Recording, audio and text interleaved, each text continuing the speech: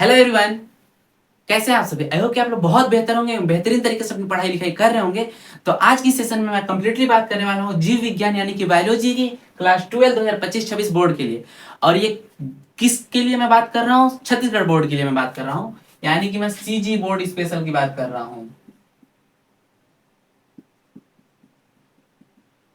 मैं CG board special की बात कर रहा हूँ, मतलब छत्तीसगढ़ के बच्चे यानी छत्तीसगढ़ के मेरे भाई मेरी बहन के लिए मैं स्पेशल क्लासेस की मैं बात कर रहा हूँ। ठीक। तो ये सेशन मतलब आपके लिए देखिए पूरे साल भर के लिए इंपॉर्टेंट है। इस सेशन में मैं ऐसा कोई सा टॉपिक नहीं उठाऊंगा जिससे कि मैं आपको कुछ पढ़ाऊं, ठीक ना। इस सेशन में हम बेसिकली इंटरेक्शन करेंगे आपसे, एक दूसरे से हम आपसे इंटरेक्शन करेंगे, समझेंगे कि हमारा पूरा साल भर का क्या गाइडलाइन होगा, कैसे हम पढ़ेंगे, क्या हमारे बीच परिस्थितियां आ सकती हैं, कैसे हमको सामना करना है। बस यही हम दो तीन पॉइंट को हम बस इसमें डिस्कशन करेंगे। और एक सवाल मेरा आप लोगों से, क्या मैं आप लोगों को बायोलॉजी पढ़ाऊं? क्या मुझे मेरा पढ़ाया हुआ आप लोगों को समझ आएगा? मेरा एक खुद से क्वेश्चन है आप लोगों के लिए, ठीक ना, कि आप लोग मुझे रिप्लाई करिए कमेंट सेक्शन में कि क्या मैं पढ़ाऊंगा तो आपको समझ आएगा या नहीं आएगा, ठीक ना। तो आइए हम बात करते हैं जीव विज्ञान के बारे में। जीव विज्ञान class 12 2025-26 board, Chhattisgarh board special की मैं बात कर रहा हूँ, ठीक ना। देखिए मैं कौन सी बुक को फॉलो करते हुए चलूंगा ना, मैं प्रबोध फॉलो करूंगा ना मैं नवबोध फॉलो करूंगा। मैं ओनली वन बुक फॉलो करूंगा, एनसीईआरटी। मैं इधर लिखता हूं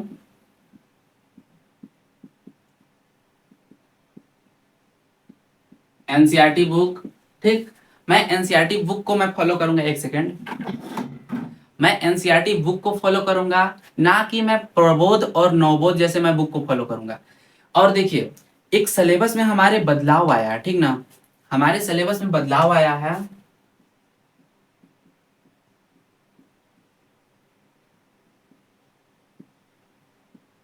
सिलेबस चेंज हुआ है। पहले थे 16 चैप्टर, अब हो गए हैं 13 चैप्टर।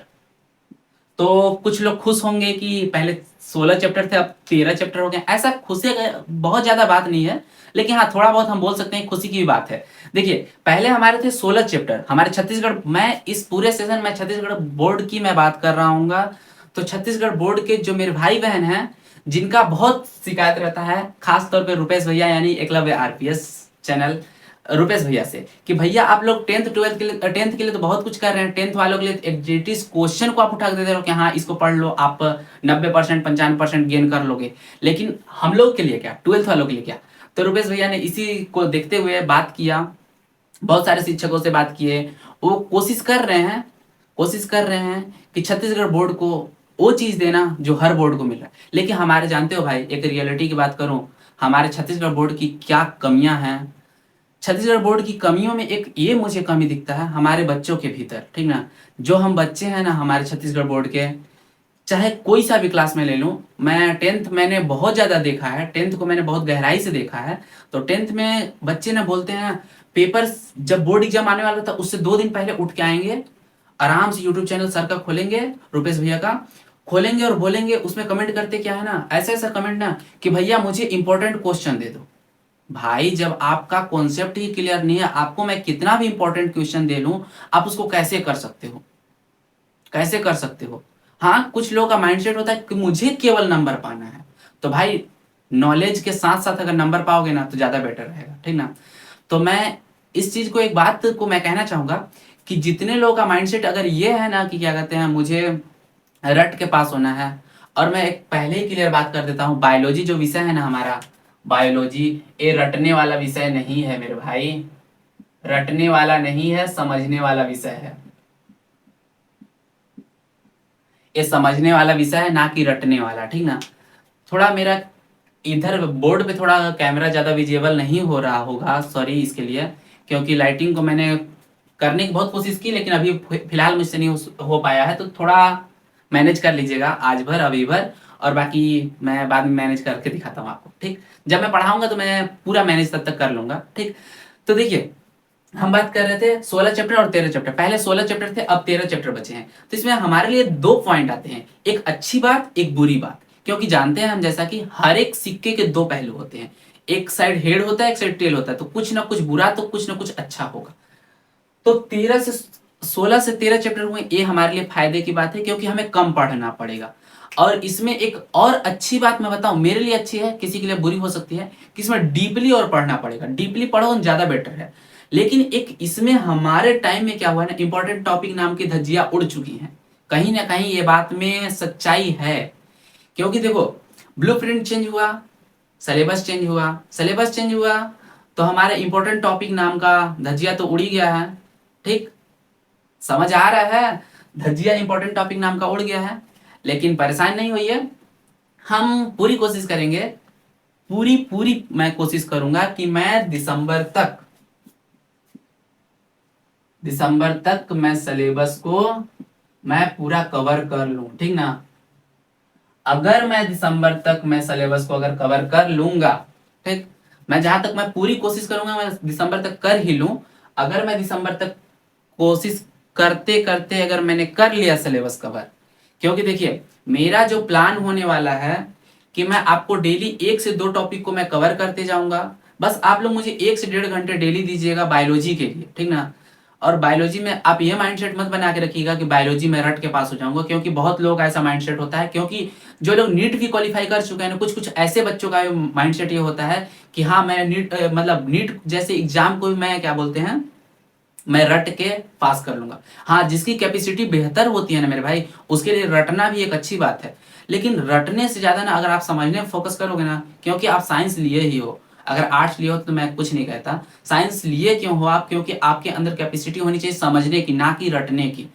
तो मैं दिसंबर तक मैं सिलेबस कवर करूंगा, उसके बाद जो हमारी क्लासेस आएंगी ना वो रियल मजेदार होंगी। ठीक, उसमें क्या होगा, हम क्वेश्चन आंसर की बात कर रहे होंगे, ठीक ना।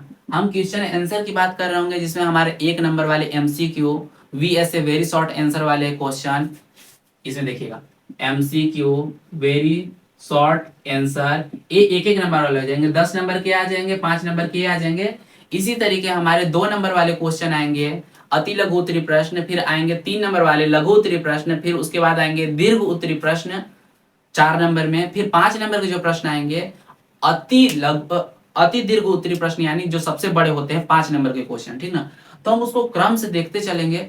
हम पहले एक बार सिलेबस कवर कर ले एनसीईआरटी को। और देखिए मैंने आपको बता ही दिया जैसा कि हम नवबोध प्रबोध फॉलो करने वाले नहीं है, बस क्वेश्चन के लिए हम नवबोध प्रबोध फॉलो करेंगे।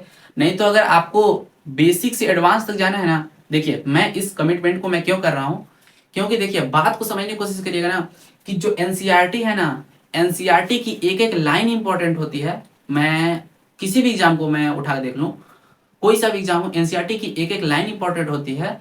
हमारे विद्यालयों में एनसीईआरटी क्यों नहीं पढ़ाया जाता है, इस चीज को भी मैं थोड़ा आपको बता दे रहा हूँ।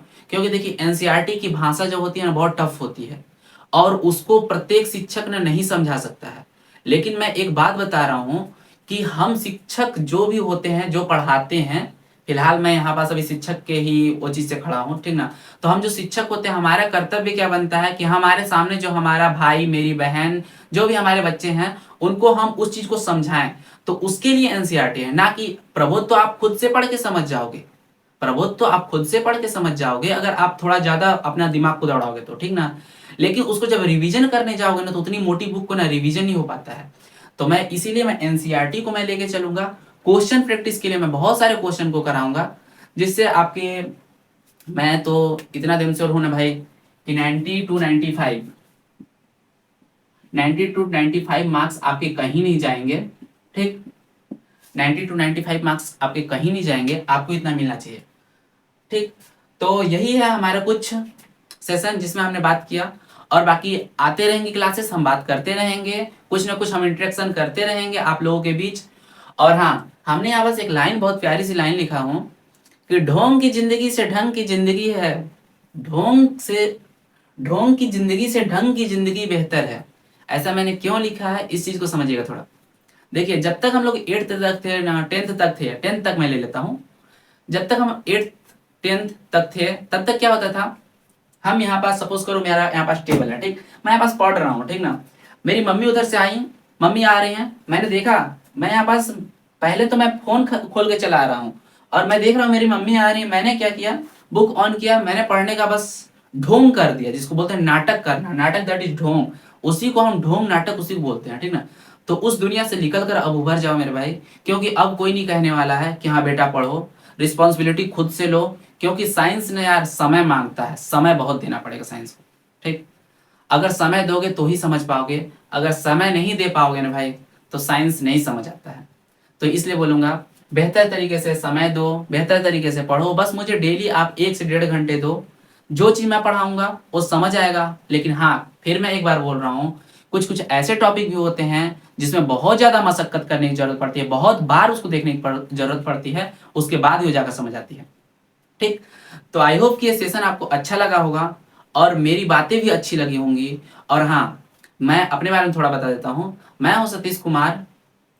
मैं अभी फिलहाल छत्तीसगढ़ में ही रहता हूँ, सरगुजा जिले में। मैं यहाँ से पढ़ाने के लिए मैं पूरी कोशिश कर रहा हूँ। हमने भैया से, रुपेश भैया से बात किया, तो हमने एक कमिटमेंट वहाँ लिया कि भैया जो भी हो छत्तीसगढ़ बोर्ड को हम एक बेहतर कंटेंट देंगे, जिसमें बायोलॉजी मैं आप लोगों के लिए पढ़ाऊंगा केवल क्लास 12 के लिए। ठीक, मैं केवल क्लास 12 के लिए मैं आपको बायोलॉजी पढ़ाने वाला हूँ। और हाँ, मेरे चैनल सतीश सर क्लासेस में आप जाकर मेरे वीडियोज को देख सकते हो। और मेरे एक बार कमेंट करना भाई कि आपको कैसा लग रहा है मेरा क्लासेस जो है, मैंने जो भी क्लासेस अपलोड है आप उसको एक बार देखिए, उसमें आप कमेंट करिए कि हाँ मुझे अच्छी लग रही है, नहीं लग रही है। आपको जैसा भी लग रहा हो वैसा आप रिस्पॉन्स दीजिएगा वहाँ पास। अगर नहीं अच्छी लग रही हैं तो आप वहाँ पास बेसिकली आराम से लिखो कि भैया मुझे आपकी पढ़ाई बातें समझ नहीं आ रही हैं, ताकि मेरे अंदर जो कमियां हैं मैं उनको सुधार कर सकूंगा। ठीक, तो आई होप ये सेशन आपको अच्छा लगा होगा।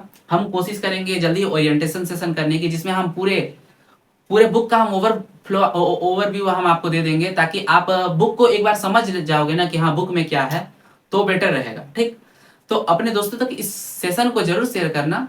और बाकी मिलेंगे हम ओरिएंटेशन सेशन में, फिर उसके बाद हम डायरेक्ट क्लासेस में मिलेंगे। ठीक, तो मिलेंगे जल्दी ही, तब तक के लिए जय हिंद जय भारत।